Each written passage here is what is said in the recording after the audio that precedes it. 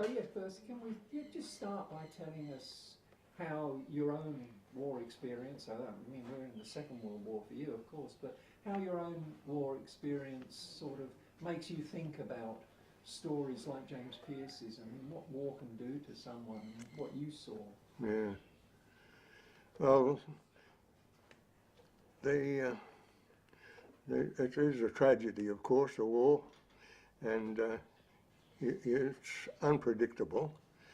And I came into the situation, the war had been going in Europe and the Middle East for some time, and then when it broke out in the Pacific, it brought Australia more directly into the situation.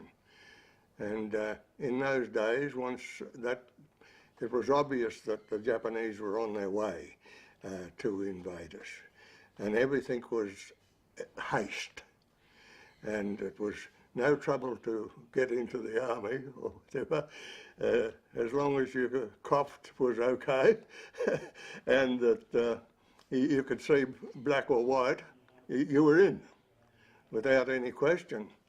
And at the time I got in, it was about a week before my 90th birthday. I couldn't get permission off the family to join the AOF, so I was one of the chocos, as they called them. And we ended up, after just a few months, we ended up first of all at Townsville. We were camped outside of the jail there, and one day that we were called on to parade, and we were told we were going to some beautiful tropical island with hula girls and waving palm trees and whatever.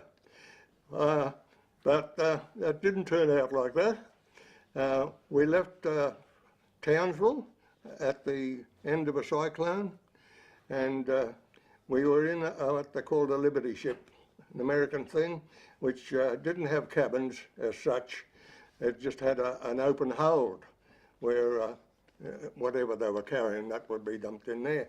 Well, we had 240 men in there, and at the edge of a cyclone, and there was only limited toiletries, and you had a job to find one, because they were either using one and reaching in the other, and so on. The only thing I could keep down was grated apple, or chewed up apple, and I spent most of my time on the deck, where at one moment the water was up there, and the next moment it was down there. And we were only, well, everything was hurried. We were the first unit into Milne Bay, full unit. We had to unload our own boat and make a bit of a temporary wharf, etc. And from there, I think we were there about 3 months when the invasion came with the Japanese. Had they landed where our camping area was, I think we'd have been overrun within 24 hours.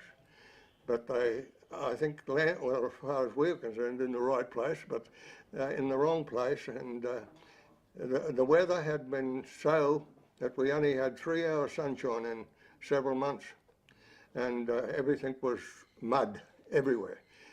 We had to keep a road open for getting supplies in, which meant going to the gravel pits in the creek and with a shovel, shoveling up into those high trucks, and you'd put a load in and something had come through and it would be so you see the mud again. And that was the conditions when the Japanese landed, and there was a cleared strip on which they did not come across. And on our side of it, there was a couple of American units that had machine guns and the modern equipment, whereas our unit, we just had 303 rifles and one Lewis gun for the Crown. And there was contact made with the Japanese, apart from snipers in the trees, for 4 nights in a row, when they would come and set up a machine gun alongside of a tree just across the runway. It was just a sea of mud. And as fast as one would get killed there, another would take his place. And they would do that for a number of hours, and then as it got toward morning light, they would go through all kinds of singing outs and whatever, you could hear them plainly. It was like people under dope, and they would withdraw, and then they'd come back again the next night. And that was how. In the meantime, we had troops, infantry over their side, and gradually they got the upper hand, and after 4 days they were driven back. And they left 88 dead at that spot. And there was many of the others were killed like by the infantry further back. And we had the task of burying those. After 4 days, we got over there, and the bodies were decaying. And one that I'll always remember, and this may show some light on people that get affected by these things. There was a Japanese that had been machine gunned across his stomach, and he had both hands in there, and the pain or the agony was still on his face as he sat there.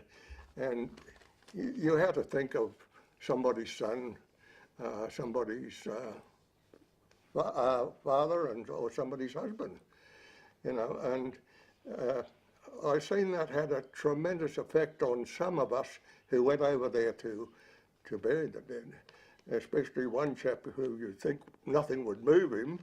He was the first to break up with it all.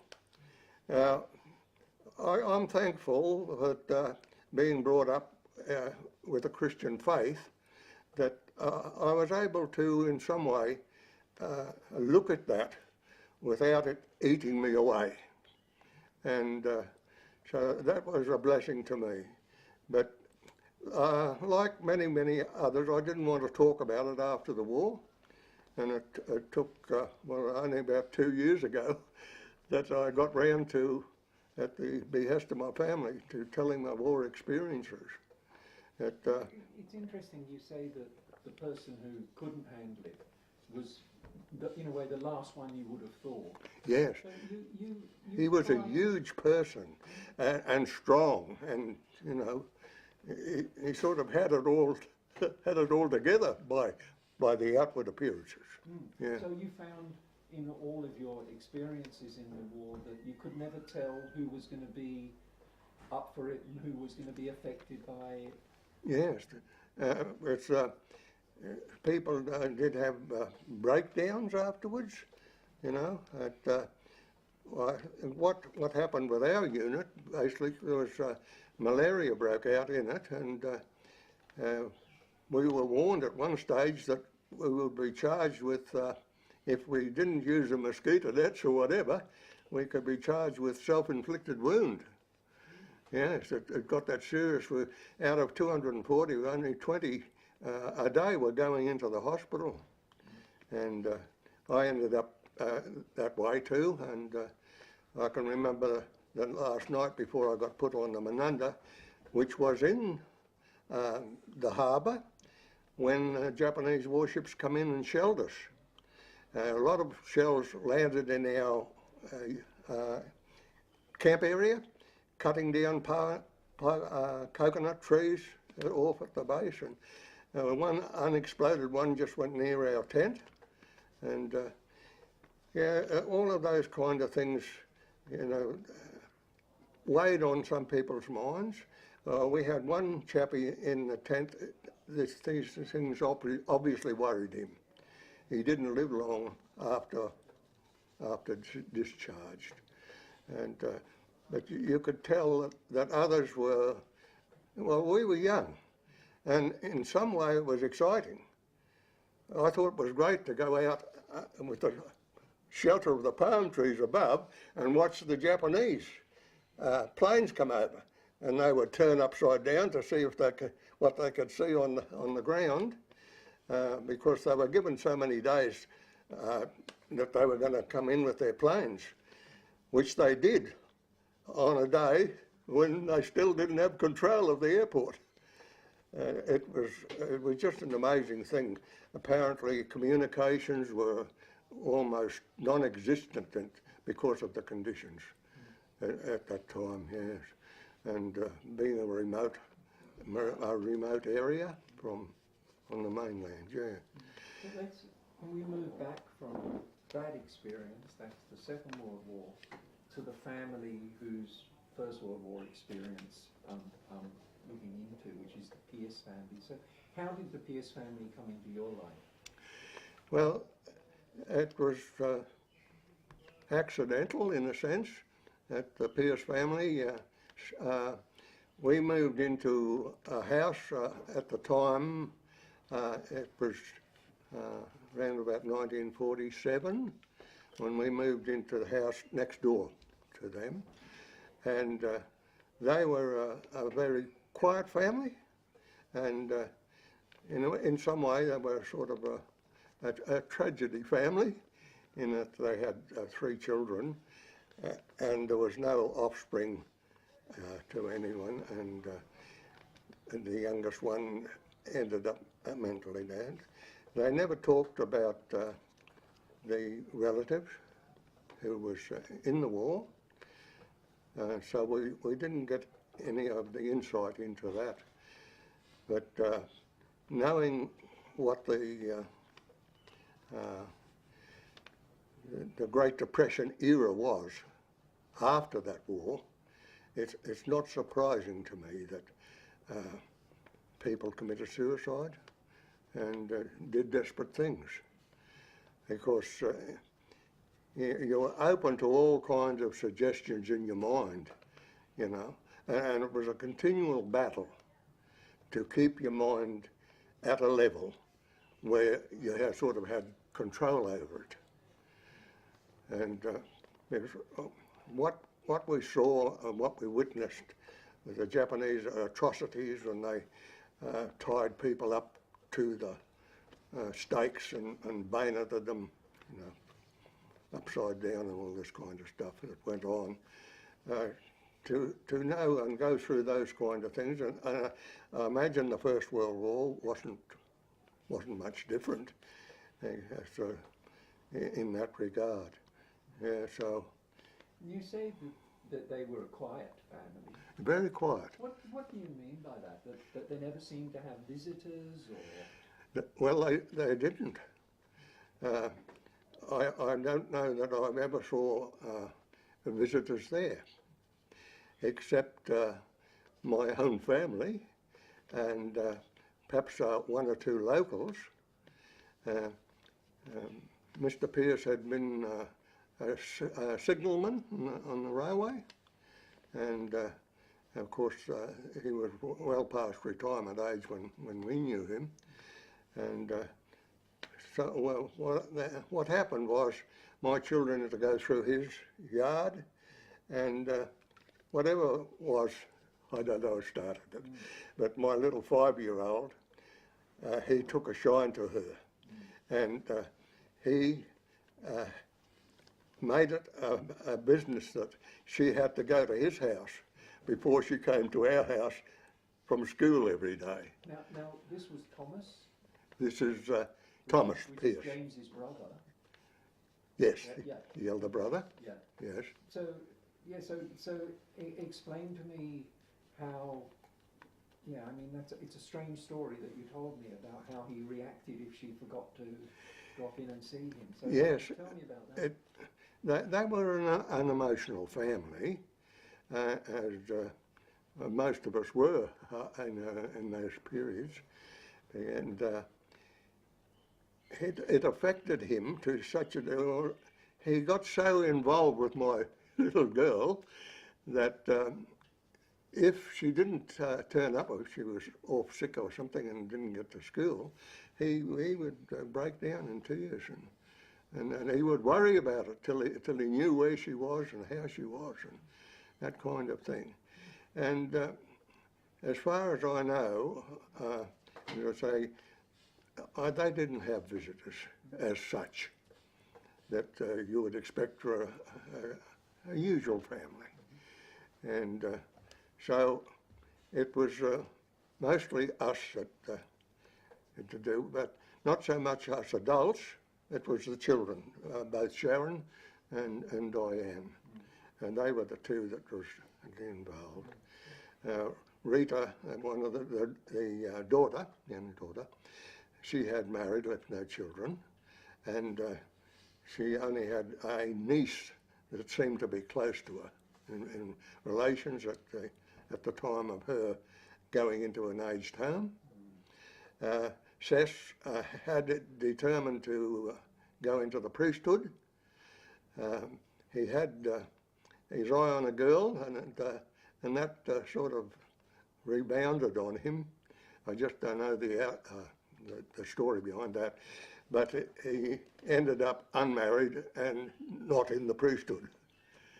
And he was... They were a religious family, weren't they? Oh yes, very religious in the Catholic faith, and I understood as time went on that for a tragedy like that happened to James, for a family like that, it would be looked upon as a shameful thing. So I'm not surprised that they never talked about it.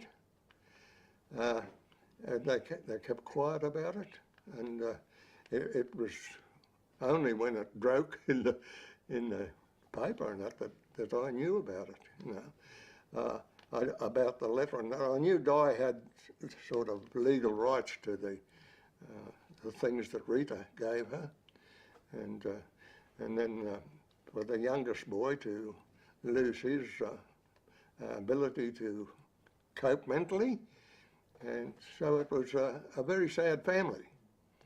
And so those kind of people don't draw a lot of attention. That the brother and sister lived together for a long time, and they were very close together. They looked after one another, and in every way. And he asked me to get my girls to promise that they would look after Rita, Tilly as he called her, when he departed. And he was the first to part, and then Rita was not able to manage on her own, and I think she so missed her brother anyway that, yeah, so we got her into St Mary's home, where finally she passed away. Yeah, there. The last part of this conversation, Percy, can I take you back to your early memories as a boy? My early memory of? As a boy, when you were a young fella. Right? When I was a young fella? What I'm interested in you talking about is, what do you think people today should know about what Australia was like then? What was it like to be, you know, an ordinary family living in Australia way back then? Well, we were a normal household. I had three sisters, and I was the only boy.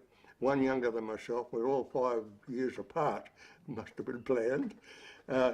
And we were in a country place, and we had, at that stage, from the time I was born, we were then in what era they called the Great Depression, when most of the basics that we take for granted today for a household life were a scarce thing. Finance was practically null and void. There was no industry around to employ anybody, and the only income was, at that time, the government had started a substance scheme where you had to do 2 days work a week, and that was always delegated by your local councillor, which mostly meant road work or cleaning and clearing public areas. Where were you living? I was living in a country place called Udlow, And to qualify, Dad had to do 2 days a week on the council, on road work. And then fortnightly, you got your sustenance.